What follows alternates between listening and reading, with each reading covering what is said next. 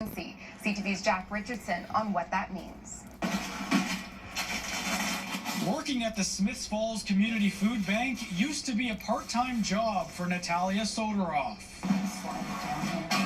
But times have changed. Years ago, we were 3 days a week. We moved to 4, now we're 5 days a week. So there's been a lot more work.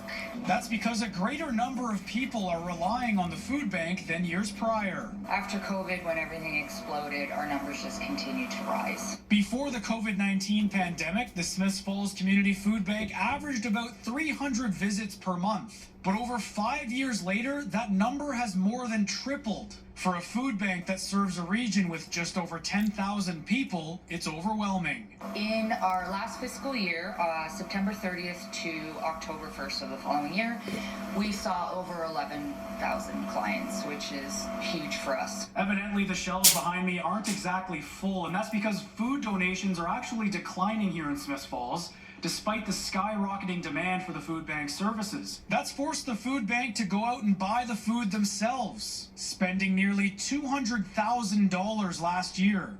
The organizations that are trying to fight food insecurity and enhance food security can't continue to do it on their own based solely on donations. A food insecurity emergency has now been declared by the town, following the example of the city of Kingston and the Ottawa Food Bank. But there's only so much the declaration can accomplish. I think we need for an emergency task force at the federal government level to dive deeply into the issue of food insecurity. For the time being, the best Smiths Falls can hope for is to raise awareness. It's kind of getting the word out there that, yes, we're in need. The town is in need. All the programs are in need. Jack Richardson, CTV News, Smiths Falls.